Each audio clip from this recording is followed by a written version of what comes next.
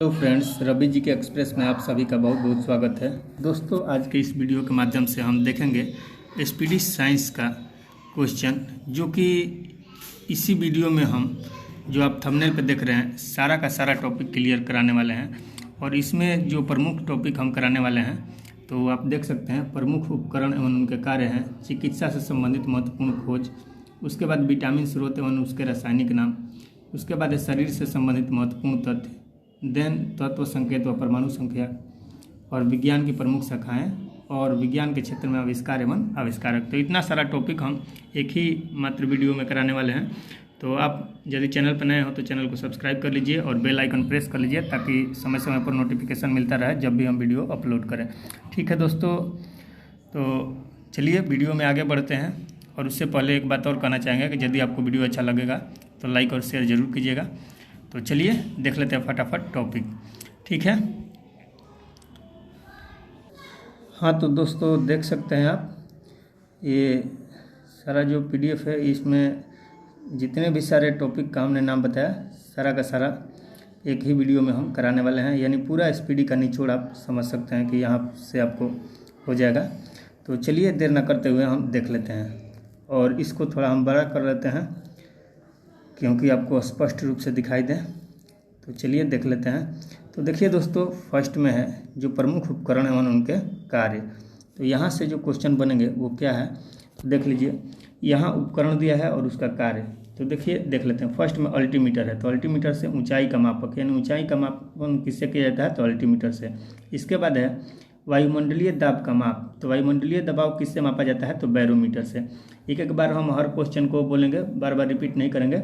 आपको यदि दिक्कत लगेगा तो आप इसको साइड में दिया रहता है, राइट साइड में ऊपर में 3 डॉट, उस पर क्लिक करके आप स्पीड स्लो कर सकते हैं, या वीडियो को पॉज करके आप देख सकते हैं। ठीक है दोस्तों, चलिए, नहीं तो ज़्यादा वीडियो लंबा होगा, बस यही एक प्रॉब्लम है, दूसरा कोई प्रॉब्लम नहीं है। तो चलिए देख लेते हैं फटाफट। तो नेक्स्ट है हृदय गति की जांच। तो हृदय गति की जांच कार्डियोग्राम से किया जाता है। उसके बाद देन है द्रव का अपेक्षिक घनत्व, यानी कोई भी द्रव है उसका अपेक्षिक घनत्व कैसे मापा जाता है, किस चीज़ से, तो हाइड्रोमीटर से। ठीक है, और ये हाइड्रोमीटर है। यदि हाइग्रोमीटर रहेगा तो अपेक्षिक आर्द्रता मापा जाता है, यानी नमी मापा जाता है।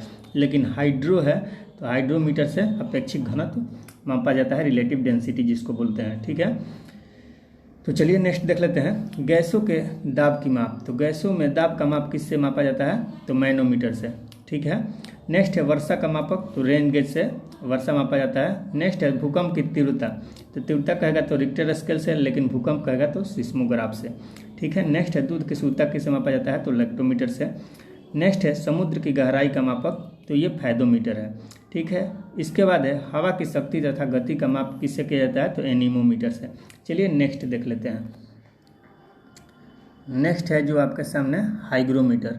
ठीक है, तो हाइग्रोमीटर से क्या होता है, तो वायुमंडल की अपेक्षिक आर्द्रता मापा जाता है। नेक्स्ट है सिस्मोग्राफ, तो सिस्मोग्राफ से भूकंप मापा जाता है। उसके बाद है सेक्सटेंट, तो आकाशीय पिंड की कोणीय दूरी की माप किया जाता है, या खगोलीय पिंडों के बीच की दूरी मापा जाता है सेक्सटेंट से।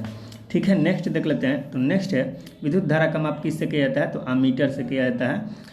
पहियों द्वारा तय की गई दूरी, कोई भी आप बाइक चलाते हैं या कार चलाते हैं तो उसके द्वारा कितना दूरी तय किया गया, तो वो किससे मापा जाता है, ओडोमीटर से मापा जाता है। नेक्स्ट है पौधों की वृद्धि का माप किससे किया जाता है, क्रेस्कोग्राफ से किया जाता है, और इसके आविष्कारक हैं जेसी बोस। ठीक है, तो चलिए नेक्स्ट देख लेते हैं। विद्युत धारा की जो प्रबलता होती है, तो प्रबलता का माप किससे किया जाता है, तो गैल्वेनोमीटर से। ठीक है, ये निम्न धारा का माप भी किया जाता है गैल्वेनोमीटर से। तो चलिए नेक्स्ट देख लेते हैं रक्तदाब का माप किससे किया जाता है, तो स्फिग्नोमैनोमीटर से रक्तदाब मापा जाता है। नेक्स्ट है उच्च ताप मापक, यानी उच्च तापमान किससे मापा जाता है, तो पायरोमीटर से। आमतौर पर आप देखेंगे कोई भी भट्टी या चिमनी जिसको फर्नेस बोला जाता है, तो पायरोमीटर से ही उसका तापमान टेम्परेचर मापा जाता है। चलिए, यानी अत्यधिक ऊंचा तापमान मापना होगा तो किससे, तो पायरोमीटर से। नेक्स्ट है पानी में ध्वनि की माप किससे किया जाता है, तो हाइड्रोमीटर से। हाइड्रोमीटर से तो अपेक्षिक घनत्व मापा जाता है, ये हाइड्रोफोन होता है जिससे पानी में ध्वनि की माप मापा जाता है। नेक्स्ट है वायुयान तथा मोटर वोटों की गति का मापन किससे किया जाता है, तो टैकोमीटर से। अगला प्रश्न देख लेते हैं, क्या है आपके सामने, तो थर्मोस्टेट है। तो थर्मोस्टेट से क्या होता है कि एक समान ताप ये बनाए रखता है। तो देख लेते हैं, ताप को नियंत्रित करने में, यानी ताप को कंट्रोल करने में जिससे कि एक समान टेम्परेचर बना रहा, तो उसके लिए थर्मोस्टेट का प्रयोग किया जाता है। नेक्स्ट है गायरोस्कोप। तो गायरोस्कोप से घूमती हुई वस्तु की गति मापते हैं या आवर्तित गति का पता लगाया जाता है गायरोस्कोप से। नेक्स्ट है हृदय और फेफड़े की गति सुनने में, तो स्टेथोस्कोप का प्रयोग किया जाता है हृदय और फेफड़े की गति सुनने में, जिसको स्टेथोस्कोप को ही हम लोग आम भाषा में आला कहते हैं। जो डॉक्टर के पास रहता है आला लगाकर वो चेक करता है ना, वही स्टेथोस्कोप है, जिसका आविष्कारक है लेनक। चलिए नेक्स्ट देख लेते हैं। गुर्दे खराब होने की अवस्था में रक्त शोधन में इसका प्रयोग होता है, तो डायलिसिस का। नेक्स्ट है वाहनों के इंजन को ठंडा रखने में, तो रेडिएटर का प्रयोग किया जाता है। नेक्स्ट है ध्वनि उत्पादन करने में, तो जाइलोफोन का प्रयोग किया जाता है ध्वनि उत्पादन में। नेक्स्ट है द्रव की निश्चित मात्रा मापने में, तो द्रव का निश्चित मापना होता है मात्रा यदि, तो पीपेट का प्रयोग किया जाता है। नेक्स्ट है हृदय स्पंदन में, तो पेस मेकर का प्रयोग किया जाता है हृदय स्पंदन में। नेक्स्ट है जलयानों पर सही समय का पता लगाने के लिए किसका प्रयोग किया जाता है, तो क्रोमोमीटर का। क्रोमोमीटर से जलयान पर जो सही समय होता है उसका हम लोग आसानी से पता लगा सकते हैं। नेक्स्ट है कृत्रिम मौसम का निर्माण करने में, यानी यदि कृत्रिम मौसम का प्रयोग करना है, आपको बनाना है कृत्रिम मौसम, तो उसके लिए कृत्रिम मौसम निर्माण करने के लिए किसका प्रयोग होता है, तो साइक्लोट्रॉन का। नेक्स्ट है दूर की वस्तु का टेम्परेचर मापने में किसका प्रयोग होता है, पाइकोमीटर का। चलिए अगला क्वेश्चन देख लेते हैं। अगला क्वेश्चन है आपके सामने स्ट्रोबोस्कोप। तो स्ट्रोबोस्कोप से क्या होता है, तो देख लीजिए। स्ट्रोबोस्कोप से होता है आवर्तित गति कर रही वस्तुओं के वेग मापने में स्ट्रोबोस्कोप का प्रयोग किया जाता है। नेक्स्ट है बातचीत रिकॉर्ड करने तथा पुनः उसको सुनने के लिए किसका प्रयोग किया जाता है, तो डिक्टाफोन का। नेक्स्ट है विद्युत ऊर्जा संग्रह करने में, यानी स्टोर करने में विद्युत ऊर्जा को किसका प्रयोग किया जाता है, एक्यूमुलेटर का। नेक्स्ट है विद्युत धारा की दिशा बदलने में, यदि करंट है उसका डायरेक्शन को चेंज करना है, बदलना है, तो किसका प्रयोग करेंगे, कम्यूटेटर का। नेक्स्ट है गाड़ी द्वारा तय की गई दूरी अभिलिखित करने में ओडोमीटर का प्रयोग किया जाता है। इंजन में पेट्रोल वायु का निश्चित भाग मिलाने में, यानी इंजन में पेट्रोल और वायु का निश्चित भाग मिलाने में किसका प्रयोग किया जाता है, कार्बोरेटर का। ठीक है, अब देखिए नेक्स्ट है जल में उपस्थित तेल क्षेत्रों का पता लगाने के लिए, यानी जल में तेल का पता लगाने के लिए किसका प्रयोग किया जाता है, तो ग्रेविमीटर का। चलिए अब अगला क्वेश्चन देख लेते हैं। अगला आपका टॉपिक है चिकित्सा विज्ञान से संबंधित खोज। तो आइए इसको भी देख लेते हैं देर न करते हुए फटाफट। और दोस्तों आपसे एक बात जरूर कहना चाहेंगे कि यदि वीडियो अच्छा लगे तो लाइक और शेयर जरूर कीजिएगा, और चैनल पर नए हैं तो चैनल को सब्सक्राइब भी कर लीजिएगा। और एक बात और महत्वपूर्ण है कि आप वीडियो को स्किप बिल्कुल मत कीजिएगा, वीडियो में अंत तक बने रहिएगा। आपके आने वाले एग्जाम के लिए बहुत ही इम्पोर्टेंट है हर क्वेश्चन अपने आप में। तो चलिए दोस्तों देख लेते हैं। देखिए इसमें दिया है, यहाँ पर खोज दिया है और इधर आविष्कारक दिया है। तो चिकित्सा विज्ञान से रिलेटेड खोज और आविष्कार है। तो देख लीजिए डायबिटीज का खोज किसने किया, बेंटिंग और बेस्ट किए थे 1921 में। उसके बाद है आरएनए जो राइबोन्यूक्लिक एसिड होता है, इसका खोज किया था जेम्स वाटसन और आर्थर आर्ग। ठीक है, और डीएनए जो डाइऑक्सी राइबोन्यूक्लिक एसिड होता है, इसका खोज कौन किया था, जेम्स वाटसन और क्रिक, यानी वाटसन तथा क्रिक किए थे डीएनए का। और आरएनए का खोज कौन किए थे, वाटसन और आर्थर आर्ग। ध्यान रखिएगा। गर्भ निरोधक गोली का कौन खोज किया था, पिनकस किया था। रक्त ट्रांसफ्यूजन का खोज कार्ल लैंडस्टीनर किए थे। और इंसुलिन का बेंटिंग और बेस्ट किए थे। ठीक है, और डायबिटीज का भी यही किए थे। ठीक है, या मधुमेह का है। चलिए नेक्स्ट देख लेते हैं। हैजा का टीका का खोज किसने किया था, तो रॉबर्ट कोच किया था। टीबी का कीटाणु का भी रॉबर्ट कोच ही किया था। ठीक है, और ये जीवाणु द्वारा फैलता है। चलिए नेक्स्ट देख लेते हैं। मलेरिया के कीटाणु का खोज कौन किया था, तो रोनाल्ड रॉस किए थे। ठीक है, कहीं कहीं मलेरिया का नामकरण पूछता है, सर्वप्रथम कौन किया था, तो मैकालुच देता है। तो चलिए नेक्स्ट देख लेते हैं। टाइफाइड का कीटाणु का खोज कौन किया था, तो टाइफाइड का जो कीटाणु है इसका खोज इवर्थ किए थे। नेक्स्ट है पेचिस एवं प्लेग के कीटाणु के खोज कौन किए थे, तो कीटाजारू किए थे। ठीक है, अगला है चेचक का टीका। तो जो चेचक का टीका होता है इसका खोज कौन किए थे, एडवर्ड जेनर। नेक्स्ट है बीसीजी का टीका, तो यूरिन कामेट यूरिन किए थे। बीसीजी का टीका का कौन किए थे, कामेट यूरिन, या यूरिन कामेट भी कहीं कहीं देता है। तो चलिए नेक्स्ट देखते हैं। कालाजार बुखार के यूएन ब्रह्मचारी खोज करता है। नेक्स्ट हृदय प्रत्यारोपण के क्रिश्चियन बर्नार्ड हैं। बेरी बेरी रोग की चिकित्सा के आइजक मैन हैं। डीडीटी के टीका का खोज पॉल मुलर किए थे। ठीक है, डीडीटी का फुल फॉर्म बताइएगा क्या होता है। चलिए नेक्स्ट देख लेते हैं। अल्ट्रा किरणों की चिकित्सा, यानी पराबैंगनी किरणों से जो चिकित्सा होता है, इसका खोज कौन किए थे, पिन मैन किए थे। नेक्स्ट है जेनेटिक कोड का खोज, तो हरगोविंद खुराना किए थे। और अगला है हाइड्रोफीबिया का इलाज। ये कुत्ते के काटने से फैलता है हाइड्रोफीबिया, तो इसका इलाज का खोज कौन किए थे? Lewis pasture. और दूध का पास्चुराइजेशन का खोज भी लुईस पास्चर ही किए थे। नेक्स्ट है सल्फा ड्रग्स। तो सल्फा ड्रग्स का खोज जी डोमार्क किए थे, ठीक है। और सिफिलिस का इलाज, इसका खोज कौन किए थे? ये मूत्र मार्ग में होता है सिफिलिस, तो इसका इलाज पॉल एहलिस्ट किए थे। सॉरी दोस्तों, थोड़ा साउंड आ रहा होगा बगल से, तो उसके लिए सॉरी, क्योंकि बगल में बच्चे हैं तो हल्ला कर रहे हैं। तो चलिए, हमें अपना काम करना है, कोई दिक्कत नहीं उससे। तो चलिए देख लेते हैं नेक्स्ट क्वेश्चन। तो नेक्स्ट क्वेश्चन है पोलियो का टीका। तो पोलियो का टीका का खोज जॉन इस साल किए थे। नेक्स्ट है रक्त परिवहन का खोज विलियम हार्वे। बैक्टीरिया यानी जीवाणु, तो इसका खोज ल्यूवेनहॉक किए थे 1829 में। इसके बाद है होम्योपैथिक चिकित्सा, तो इसके खोज करता है हैनीमैन। नेक्स्ट है एंटीसेप्टिक सर्जरी, तो इसके खोज करता है जोसेफ लिस्टर। देन है क्लोरोफॉर्म, तो क्लोरोफॉर्म के हैं जेम्स हैरिसन। इसके बाद है स्टेथोस्कोप, जिसको आला कहते हैं, इसके खोजकर्ता लेनक हैं। नेक्स्ट है पेनिसिलिन, तो पेनिसिलिन के खोजकर्ता एलेक्जेंडर फ्लेमिंग है। और एस्पिरिन है, तो एस्पिरिन के ट्रेजर। नेक्स्ट है आयरन लंग्स, तो आयरन लंग्स के फिलिप ड्रिंकर हैं। इसके बाद स्ट्रेप्टोमाइसिन है, जिसके खोज वैक्समैन किए थे। और उसके बाद है कुष्ठ रोग जीवाणु, तो कुष्ठ रोग जीवाणु के हैंसन है, ठीक है दोस्तों। चलिए नेक्स्ट देख लेते हैं। तो नेक्स्ट जो आपके सामने है क्वेश्चन, वो कीटाणु सिद्धांत है। तो कीटाणु सिद्धांत का खोजकर्ता कौन है? तो कीटाणु सिद्धांत के खोजकर्ता लुईस पास्चर हैं। इसके बाद आता है डिप्थीरिया रोग, तो डिप्थीरिया रोग के खोजकर्ता कौन है? क्लेब एवन लोफलर। उसके बाद है उत्परिवर्तन सिद्धांत यानी म्यूटेशन थ्योरी, तो इसको दिए थे ह्यूगो डी ब्रिज। इसके बाद है विकासवाद का सिद्धांत, तो विकासवाद का सिद्धांत कौन दिए थे? चार्ल्स डार्विन दिए थे। इसके बाद है कोशिका, तो कोशिका का खोज कौन किए थे? रॉबर्ट हुक किए थे 1665 में। उसके बाद जीवाणु है यानी बैक्टीरिया, तो इसका भी खोज ल्यूवेनहॉक किए थे। नेक्स्ट है भारत में हृदय प्रत्यारोपण का खोज, तो ऐसे विश्व में पूछेगा वर्ल्ड में तो क्रिश्चियन बर्नार्ड थे, और भारत में पूछेगा तो भी वेणुगोपाल थे। हृदय प्रत्यारोपण भारत में इन्होंने खोज किया था। नेक्स्ट है मलेरिया परजीवी का खोज कौन किए थे? Ronald Ross. वायरस यानी विषाणु का खोज कौन किए थे? इवानोस्की किए थे, ठीक है। नेक्स्ट है ओपन हार्ट सर्जरी का खोज वाल्टन लिलेहल किए थे।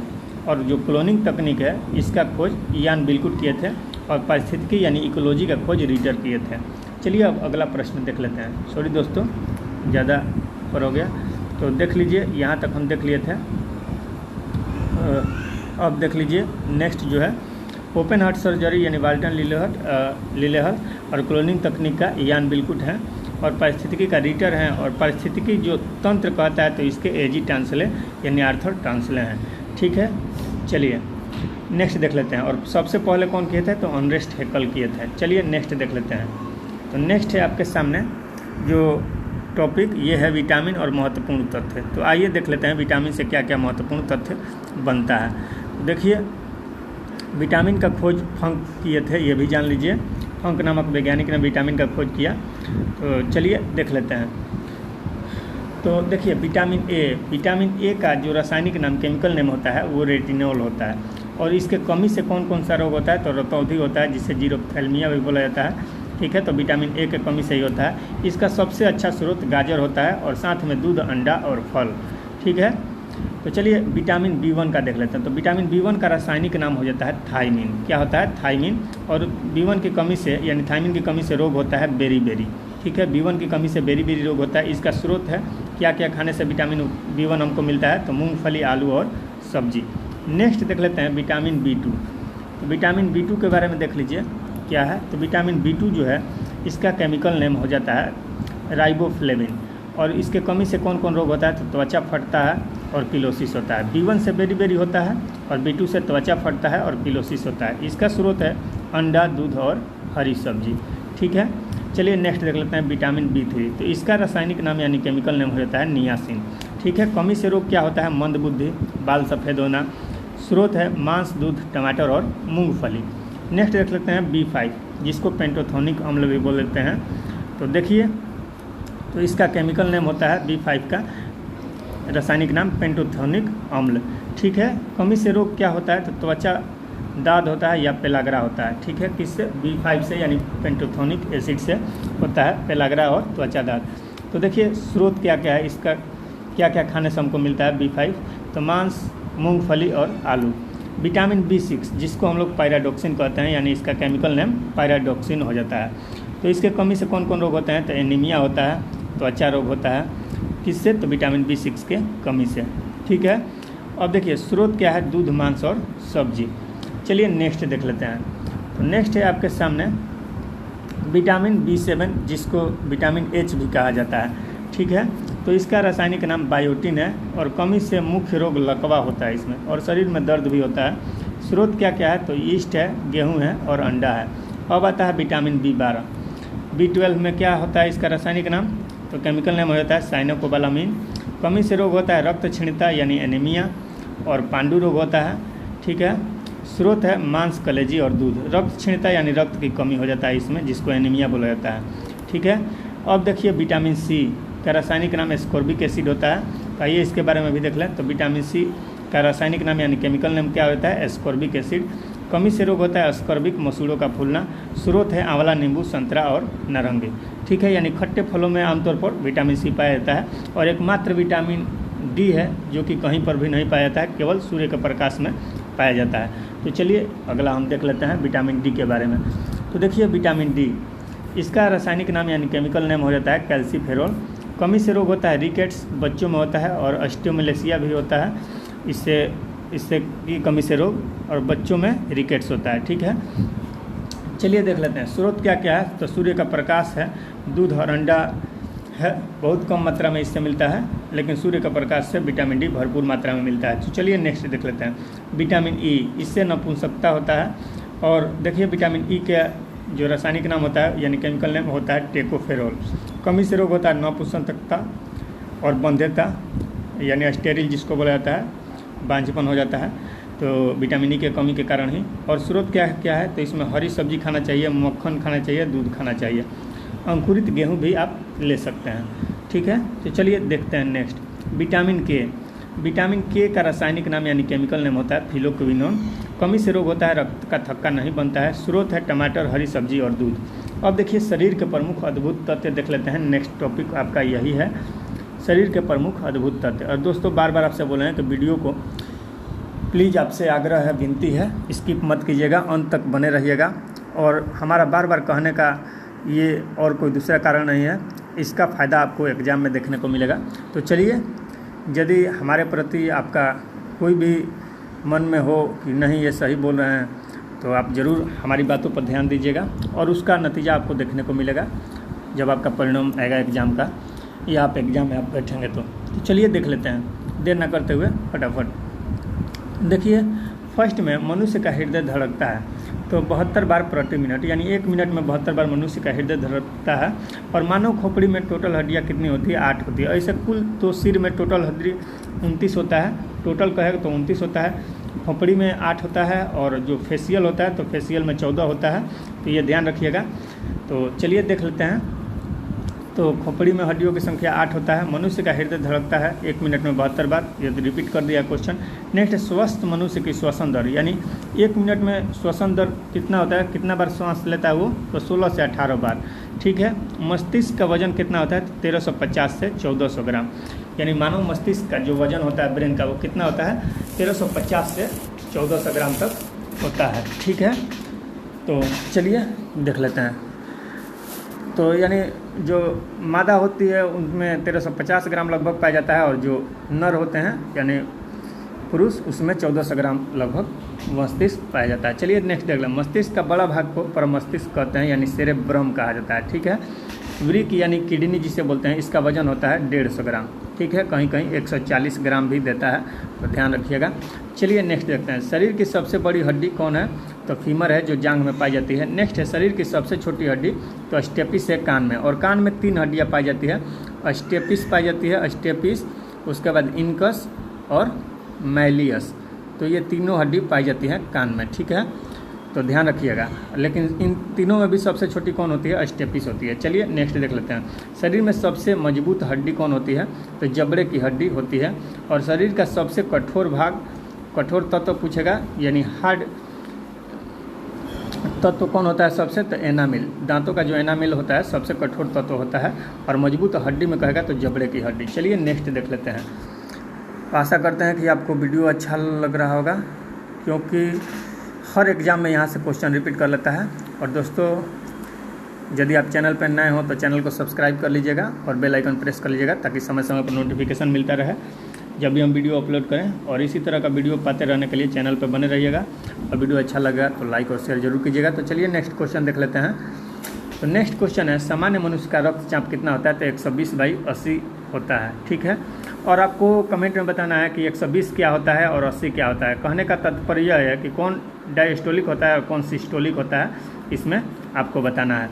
चलिए नेक्स्ट देख लेते हैं। मानव शरीर में जल की मात्रा कितना होता है? जल की मात्रा 65 से 80%। नेक्स्ट है रक्त की मात्रा शरीर के भार का होता है कितना?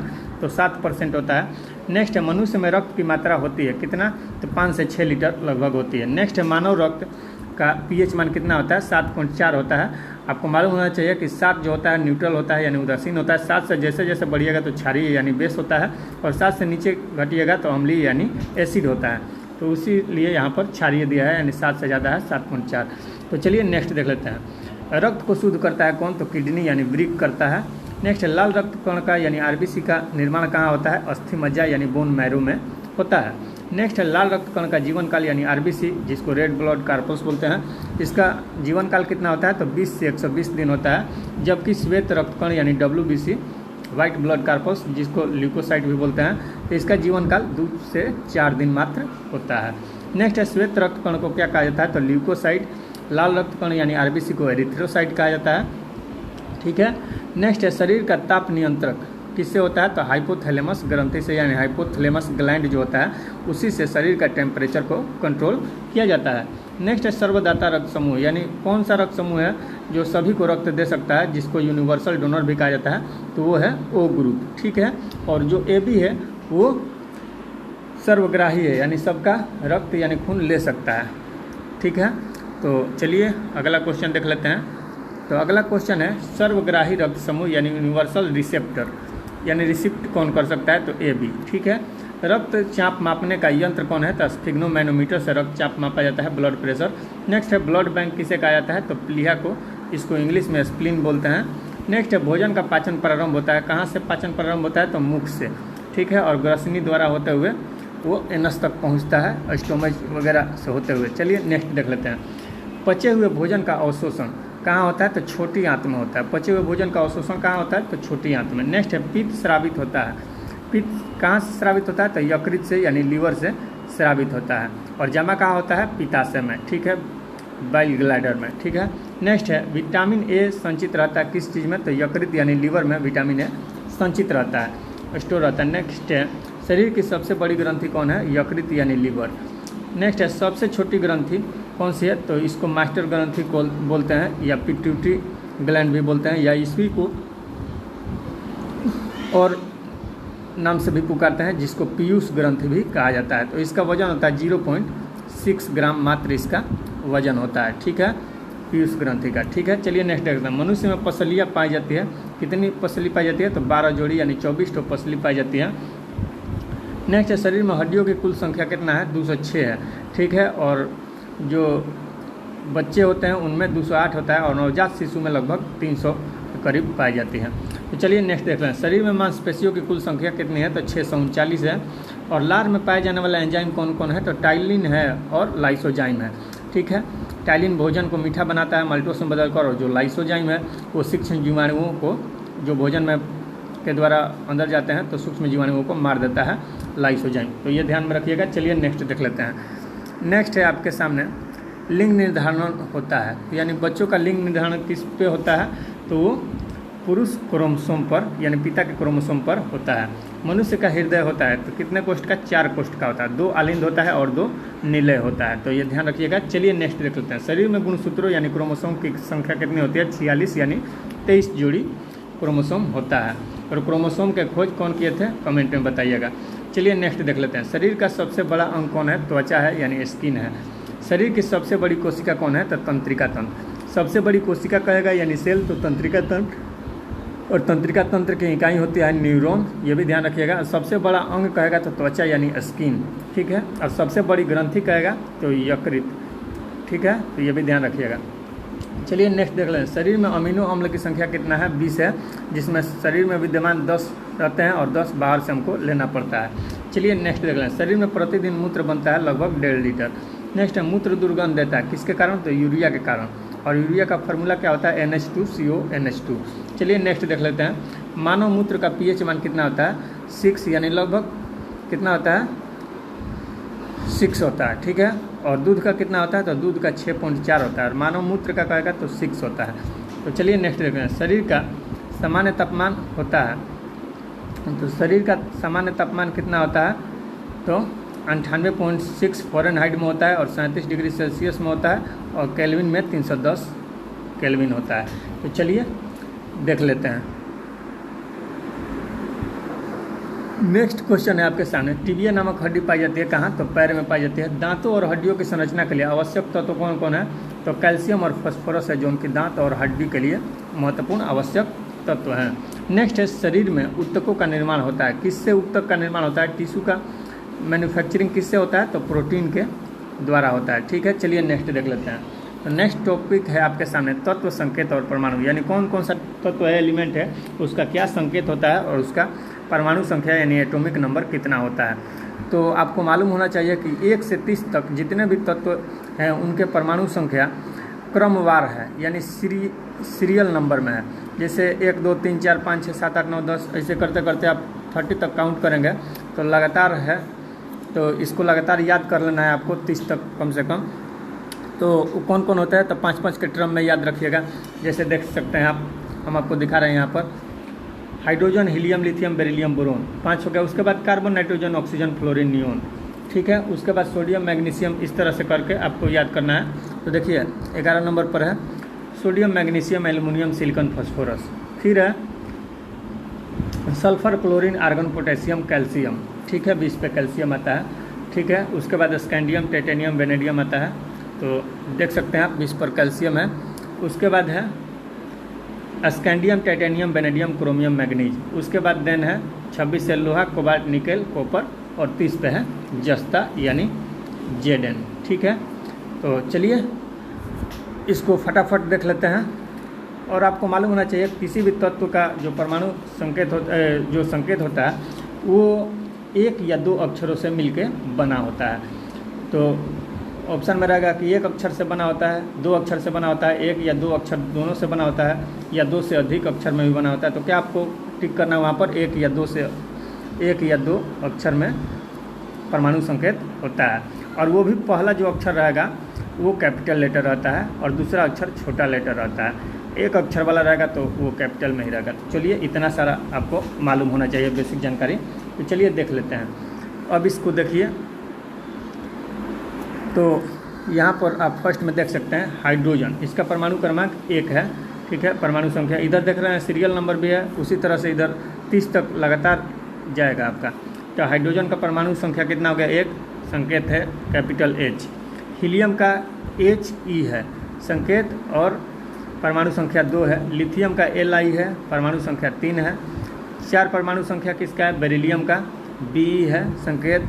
5 पर आता है परमाणु संख्या 5 किसका है, बोरोन का, इसका संकेत B है, ठीक है। बेरिलियम का B होता है और बोरोन का केवल B होता है। कार्बन का C होता है, परमाणु क्रमांक 6 है। नाइट्रोजन का N होता है, परमाणु क्रमांक 7 है। ऑक्सीजन का O होता है और परमाणु क्रमांक 8 होता है। ऑक्सीजन किसका, ऑक्सीजन का यह प्रूफ है, ओजोन जो है O3 होता है, ओजोन का सूत्र। नेक्स्ट है फ्लोरीन, तो F है परमाणु संकेत इसका, और परमाणु क्रमांक कितना है, एटॉमिक नंबर 9 है। नियोन का 10 है परमाणु क्रमांक, और Ne इसका संकेत है। नेक्स्ट देख लीजिए, आपको ध्यान में रखना होगा क्योंकि अक्सर एग्जाम में परमाणु क्रमांक भी पूछ देता है या तो उसका संकेत भी पूछ देता है। तो चलिए नेक्स्ट देख लेते हैं सोडियम का। तो सोडियम का Na परमाणु संकेत होता है, परमाणु क्रमांक 11 होता है। मैग्नीशियम का Mg होता है, परमाणु क्रमांक 12 होता है। एल्युमिनियम का Al होता है, परमाणु क्रमांक 13। सिलिकॉन का Si और परमाणु क्रमांक 14। फास्फोरस का P होता है, F नहीं होता है, P होता है, F से फ्लोरीन हो जाएगा, ठीक है।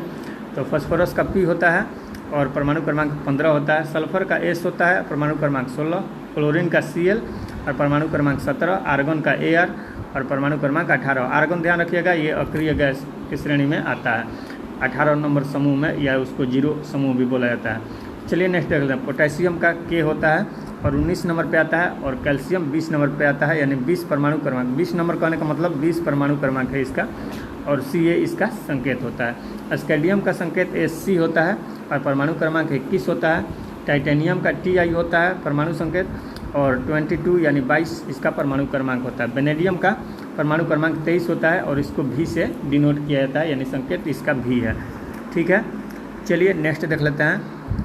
नेक्स्ट है क्रोमियम। तो क्रोमियम को Cr से सूचित किया जाता है और 24 इसका क्रोमियम का परमाणु क्रमांक है। मैग्नीज का परमाणु क्रमांक 25 है, Mn से लिखा जाता है। Mg से मैग्नीशियम होता है, Mn से मैग्नीज होता है, ये ध्यान रखिएगा। लोहा का होता है संकेत Fe यानी फेरस, आप समझ सकते हैं फेरस लिखा था FeRUS, तो वैसे ही फेरस से Fe निकल के आया है। और 26 यानी 26 के परमाणु क्रमांक होता है। कोबाल्ट का परमाणु संकेत CO होता है और 27 इसका परमाणु क्रमांक होता है। उसी तरह निकेल का Ni होता है और 28 परमाणु क्रमांक निकेल का होता है। कॉपर का परमाणु क्रमांक 29 होता है और Cu इसका संकेत होता है। जस्ता का परमाणु क्रमांक 30 होता है, Zn से इसको सूचित करते हैं। आर्सेनिक का, अब देखिए यहाँ से सीरियल वाइज नहीं है, यहाँ से आपको याद करना पड़ेगा। तो देखिए आर्सेनिक है तो आर्सेनिक का संकेत As होता है, इसका परमाणु क्रमांक 33 होता है। ब्रोमीन का परमाणु क्रमांक 35 होता है और Br से सूचित करते हैं। क्रिप्टोन का परमाणु क्रमांक 36 होता है, Kr से सूचित करते हैं। चांदी का परमाणु क्रमांक 47 होता है, Ag से सूचित करते हैं। ठीक है, कैडमियम का परमाणु क्रमांक 48 होता है और Cd से इसको सूचित करते हैं। आपको कमेंट में बताना है कैडमियम का प्रमुख अयस्क कौन है। तो चलिए हम ही बता देते हैं, गिरनोकाइट होता है कैडमियम का प्रमुख अयस्क। ठीक है, अयस्क वाला भी वीडियो हम जल्द ही लाएंगे, तो चैनल पर बने रहिएगा। चलिए नेक्स्ट देख लेते हैं। टीन का परमाणु क्रमांक 50 होता है और Sn से इसको सूचित किया जाता है। एंटीमनी का परमाणु क्रमांक 51 होता है और Sb से इसको एंटीमनी को संकेत किया जाता है। आयोडीन को I से संकेतित किया जाता है और 53 इसका आयोडीन का परमाणु क्रमांक होता है। वहीं जीनोन, जो जिसको स्ट्रेंजर गैस बोला जाता है यानी अजनबी गैस, सर्वाधिक यौगिक बनाता है जीनोन, तो इसका संकेत होता है 1C और इसका परमाणु क्रमांक 54 होता है। सीजियम का परमाणु क्रमांक 55 होता है, Cs से इसको डिनोट करते हैं।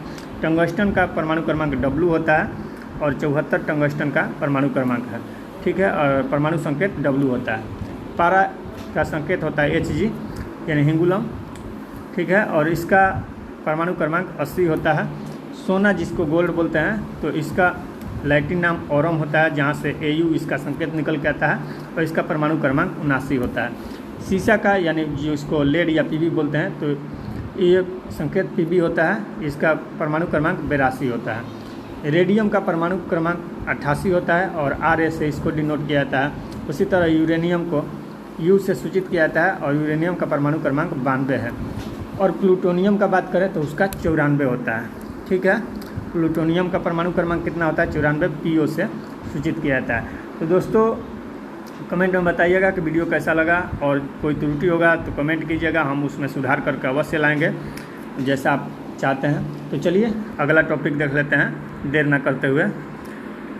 देखिए विज्ञान की विभिन्न शाखाएँ और साइंस का ब्रांच देखते हैं। डिफरेंट टाइप्स का ब्रांच है, तो किसके अध्ययन को, कौन सा ब्रांच का जो अध्ययन है उसको क्या क्या कहते हैं, तो सारा हम देख लेते हैं। आइए, तो देखिए सिक्कों का अध्ययन को क्या कहते हैं? न्यूमिस्मैटिक्स कहते हैं। उसी तरह ध्वनि विज्ञान के अध्ययन को एक्रोस्टिक्स कहते हैं। कीट पतंग विज्ञान के अध्ययन को एंटोमोलॉजी, पक्षी विज्ञान के अध्ययन को ऑर्निथोलॉजी, रेशम उत्पादन के अध्ययन को सेरिकल्चर कहा जाता है। मधुमक्खी पालन के अध्ययन को एपीकल्चर, पुष्प फलों एवं पौधों के अध्ययन को हॉर्टिकल्चर कहा जाता है। ठीक है, केवल पुष्प कहेगा तो एंथोलॉजी, केवल फल कहेगा तो पोमोलॉजी। ठीक है, तो इस तरह से सम्मिलित रूप से कहे पुष्प फल या फल पौधे या सब्जी का अध्ययन तो हॉर्टिकल्चर यानी बागवानी एक तरह से हो गया। तो नेक्स्ट है कॉको का अध्ययन को माइकोलॉजी कहा जाता है, यानी फंगी का स्टडी को माइकोलॉजी, और वही शैवाल यानी एल्गाई रहेगा तो उसको एल्गियोलॉजी बोला जाता है या फाइकोलॉजी। नेक्स्ट है मानव विकास का अध्ययन को एंथ्रोपोलॉजी बोला जाता है। अगला क्वेश्चन देख लेते हैं, एस्ट्रोनॉमी किसका अध्ययन है? तो एस्ट्रोनॉमी खगोलीय पिंडों के अध्ययन को एस्ट्रोनॉमी कहते हैं। नेक्स्ट है जीवाणु का अध्ययन यानी बैक्टीरियोलॉजी। जीवाणु का इंग्लिश होता है बैक्टीरिया, तो उसी से बैक्टीरियोलॉजी बना है। नेक्स्ट है फूलों के रंगों का अध्ययन, तो क्रोमेटोलॉजी। यहाँ फूल का अध्ययन नहीं है, फूलों के रंग का यानी कलर का अध्ययन है, तो क्रोमेटोलॉजी। नक्शा बनाने की कला को क्रोमोग्राफी कहते हैं। त्वचा रोगों का अध्ययन को डर्मेटोलॉजी, और जीव के प्रजातीय गुणों का अध्ययन को इथोलॉजी कहा जाता है। और स्वप्नों का जो स्वप्न का अध्ययन होता है उसको ओरिनोलॉजी कहते हैं। क्या कहते हैं? स्वप्न के अध्ययन को, ड्रीम का स्टडी को क्या बोलते हैं? ओनिरोलॉजी। लेकिन वही नींद के अध्ययन को दे देगा तो हिप्नोलॉजी, ये भी ध्यान रखिएगा। तो वंशानुगत गुण का अध्ययन। नेक्स्ट है, इसके अध्ययन को जीनेटिक्स बोलते हैं। समस्त ब्रह्मांड का अध्ययन को कॉस्मोलॉजी कहा जाता है। गुर्दा का अध्ययन किस में किया जाता है, तो नेफ्रोलॉजी में। और मस्तिष्क रोग का अध्ययन न्यूरोलॉजी में। ठीक है, नेक्स्ट देख लेते हैं, फलों के अध्ययन को पोमोलॉजी कहा जाता है। और वायरस यानी विषाणु के अध्ययन को वायरोलॉजी बोला जाता है। ठीक है, चलिए नेक्स्ट देख लेते हैं। तो नेक्स्ट है वायरोलॉजी के बाद आपका पिस्सीकल्चर। तो पिस्सीकल्चर में मत्स्य पालन का अध्ययन किया जाता है। ठीक है, मछली पालन वगैरह। नेक्स्ट है मायोलॉजी। मायोलॉजी में मांसपेशियों का अध्ययन किया जाता है। नेक्स्ट है गाइनोकोलॉजी, स्त्री रोग विज्ञान का अध्ययन किया जाता है। कार्डियोलॉजी में हृदय रोग का अध्ययन किया जाता है। मेटालॉजी में धातु विज्ञान का अध्ययन किया जाता है। और जेनेटिक्स में आनुवंशिकी का अध्ययन किया जाता है। उसी तरह फ्रेनोलॉजी में खोपड़ी का अध्ययन किया जाता है। खोपड़ी में टोटल हड्डी 8 होती है और टोटल सिर में पूछे तो 29 होती है, ये भी ध्यान रखिएगा। संख्याओं के अध्ययन को न्यूमेरोलॉजी बोला जाता है। ठीक है, नेक्स्ट है तंतुओं या उत्तक का अध्ययन को हिस्टोलॉजी बोला जाता है। यकृत के अध्ययन को हिपैटोलॉजी बोला जाता है। और सील या पत्थर के मुद्रण को लिथोग्राफी कहा जाता है। और कान यानी ईयर का अध्ययन जो होता है उसको ऑटोलॉजी बोला जाता है। चलिए नेक्स्ट देख लेते हैं। तो नेक्स्ट है आपके सामने, यह है गैसों का अध्ययन। तो गैसों के अध्ययन को न्यूमैटिक्स बोलते हैं। ठीक है, सिक्के को अध्ययन को न्यूमिस्मैटिक बोला जाता है। ठीक है, और गैसों का अध्ययन को न्यूमैटिक्स बोलते हैं। ठीक है, नेक्स्ट देख लेते हैं। नेक्स्ट है प्रकाश का अध्ययन। तो फोटोलॉजी बोला जाता है प्रकाश के अध्ययन को। ठीक है, सॉरी दोस्तों, चलिए देख लेते हैं प्रकाश के अध्ययन को क्या बोलते हैं, फोटोलॉजी। एक्स किरण के अध्ययन को रेडियोलॉजी बोला जाता है। पशु रसायन के अध्ययन को जूकैमी बोला जाता है। विटिकल्चर में अंगूरों का अध्ययन किया जाता है।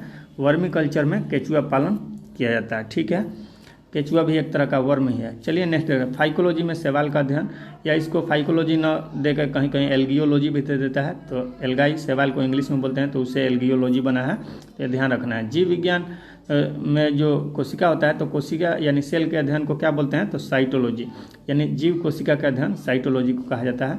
नेक्स्ट है एंथोलॉजी में पुष्पों का अध्ययन किया जाता है। एग्रोनॉमी में फसली पादपों का अध्ययन किया जाता है। और कैलोलॉजी में सौंदर्य विज्ञान का अध्ययन किया जाता है। नेक्स्ट है कॉस्मोलॉजी। तो इसमें समस्त ब्रह्मांड का अध्ययन किया जाता है। और सिमेंटिक्स में शब्द तथा वाक्यों का अध्ययन किया जाता है। चलिए नेक्स्ट देख लेते हैं। तो नेक्स्ट है आपके सामने जो पेडोलॉजी, जो मृदा विज्ञान का अध्ययन है, पेडोलॉजी बोला जाता है। नेक्स्ट आपका टॉपिक है जो प्रमुख आविष्कार एवं आविष्कारक। तो आइए देख लेते हैं, साइंस से संबंधित प्रमुख आविष्कार एवं आविष्कारक हैं, तो इसको भी एक नज़र देख लेते हैं। और दोस्तों वीडियो यदि अच्छा लगे तो लाइक और शेयर जरूर कीजिएगा। तो चलिए देर न करते हुए फटाफट हम देख लेते हैं क्वेश्चन। तो क्वांटम सिद्धांत कौन दिए थे, तो मैक्स प्लैंक। नेक्स्ट है कैलकुलेटर के खोजकर्ता बी पास्कल थे। क्लोरोफॉर्म का खोज जेम्स हैरिसन किए थे। टेलीग्राफ का खोज मार्कोनी किए थे। टेलीविज़न का जे.एल. बेयर्ड किए थे। टेलीफोन के खोज किए थे ग्राहम बेल। और टेलीस्कोप का खोज गैलीलियो किया था। नेक्स्ट है ट्रांजिस्टर का खोज विलियम साल्क किए थे। डायनेमो का खोज माइकल फेराडे। पेनिसिलिन का खोज अलेक्जेंडर फ्लेमिंग। और परमाणु बम का खोज ऑटो हॉर्न किए थे। चलिए नेक्स्ट देख लेते हैं। नेक्स्ट है आपके सामने रेडियो एक्टिविटी। ठीक है, तो रेडियो एक्टिविटी के खोज हेनरी बेक्यूरेल किए थे। और रेडियम के खोज मैडम क्यूरी की थी। रेडियो का खोज मार्कोनी किया था। रक्त परिवहन का विलियम हार्वे। भाप इंजन का खोज जेम्स वाट। रडार का खोज टेलर एवं यंग किए थे। रडार का फुल फॉर्म बताइएगा ऑप्शन कमेंट में। ठीक है, गन पाउडर का खोज रोजर बेकन किए थे। ठीक है, गन मेटल नहीं है, गन पाउडर का खोज रोजर बेकन किए थे। और जो गन मेटल होता है उसमें बताइएगा कौन कौन धातु उसमें मिला होता है गन मेटल में। ठीक है, हम बता देते हैं तांबा, टीन और जिंक, Cu+Sn+Zn गन मेटल में मिला होता है। ये गन पाउडर है। ठीक है, इसका खोज रोजर बेकन किए थे। छपाई कला यानी प्रिंटिंग प्रेस का कौन किए थे, तो गुटेनबर्ग किए थे। नेक्स्ट है हवाई जहाज के खोजकर्ता राइट ब्रदर्स हैं, राइट बंधु। नेक्स्ट एक्स किरण यानी एक्स रे का खोज डब्ल्यू रोन्टेंजन किए थे, यानी विलियम रोन्टेंजन। नेक्स्ट है हाइड्रोजन का खोज कैवेंडिश किए थे 1776 ईस्वी में। नेक्स्ट है इलेक्ट्रॉन के खोज कौन किए थे, जे थॉमसन। ठीक है, प्रोटॉन का गोल्डस्टिन किए थे और न्यूट्रॉन का चैडविक किए थे, तो ये भी ध्यान रखिएगा। चलिए अगला वही क्वेश्चन ही आ गया। तो प्रोटॉन का खोज कौन किए थे, गोल्डस्टिन किए थे। ठीक है, और न्यूट्रॉन का जेम्स चैडविक। और इलेक्ट्रॉन, प्रोटॉन और न्यूट्रॉन जो होते हैं ये तीनों परमाणु के मूल कण हैं। तो इलेक्ट्रॉन परमाणु के नाभिक के बाहर चक्कर लगाते रहता है और प्रोटॉन और न्यूट्रॉन नाभिक यानी न्यूक्लियस में रहते हैं। तो ये भी ध्यान रखिएगा। चलिए नेक्स्ट अगला, नाभिक यानी न्यूक्लियस के खोज कौन किए थे? रदरफोर्ड। परमाणु संख्या का खोज कौन किए थे? मोसले किए थे। यानी आधुनिक पीरियडिक टेबल कौन दिए थे? मोसले दिए थे 1913 में। तो वही है परमाणु संख्या की खोज भी वही किए थे मोसले। चलिए नेक्स्ट है, परमाणु सिद्धांत कौन दिए थे? तो जॉन डाल्टन दिए थे। बैरोमीटर का खोज ई टोरिसेली किए थे। आवर्त का नियम मेंडलीफ दिए थे। डायनामाइट का खोज अल्फ्रेड नोबेल किए थे। सापेक्षता का सिद्धांत कौन दिए थे? आइंस्टीन दिए थे, अल्बर्ट आइंस्टीन। और माइक्रोस्कोप का खोज जेड जॉनसन किए थे। नेक्स्ट है, रक्त परिवर्तन का खोज लैंड स्टीनर और इंसुलिन का खोज बेंटिंग बेस्ट किए थे। चलिए नेक्स्ट देख लेते हैं। नेक्स्ट है आपके सामने जो क्वेश्चन, पोलियो का टीका यानी पोलियो के टीका के आविष्कारक कौन है? जॉन इसाल्क हैं। बेतार का तार प्रणाली कौन लाए थे? तो मार्कोनी लाए थे, जी मार्कोनी। नेक्स्ट है, जेट इंजन का खोज तो फ्रैंक व्हीटल। ठीक है, रडार का खोज कौन किए थे? Albert Taylor. प्रिंटिंग प्रेस के जॉन गुटेनबर्ग। माइक्रोस्कोप के जेड जॉनसन और प्रेशर कुकर के डेनिस पैपिन। नेक्स्ट है, कॉस्मिक किरण के तो विक्टर हेस। और टेलीस्कोप का खोज हैंस लेपर्सी। और एसी मोटर का खोज निकोला टेस्ला किया था। और क्रोनोमीटर का खोज जॉन हैरिसन किए थे। ठीक है, तो ये ध्यान में रखिएगा। चलिए आगे देख लेते हैं। तो आगे इतना ही टॉपिक था दोस्तों। साइंस का ये पूरा निचोड़ हम करा चुके हैं। यहाँ से प्रश्न आपका डेफिनेटली हर एग्जाम में लगभग 8 से 10 क्वेश्चन यहाँ से फंसेगा। तो चलिए, वीडियो कैसा लगा कमेंट में बताइएगा। और कुछ त्रुटि हुई हो तो उसके लिए माफ़ी चाहते हैं। यदि आपको लगे कि कोई इस वीडियो में त्रुटि है तो कमेंट कीजिएगा कहाँ पर आपको प्रॉब्लम आ रहा है। तो हम नेक्स्ट वीडियो में हम सुधार करके ज़रूर लाएंगे। तो चलिए दोस्तों, मिलते हैं नेक्स्ट वीडियो में। तब तक के लिए आज्ञा दीजिए। Thanks, bye and take care. और चैनल पर बने रहिएगा। जो आप नए हैं तो सब्सक्राइब कर लीजिएगा, क्योंकि जब भी हम वीडियो अपलोड करें तो सबसे पहले नोटिफिकेशन आपको मिलता रहे। ठीक है दोस्तों, okay, bye and take care.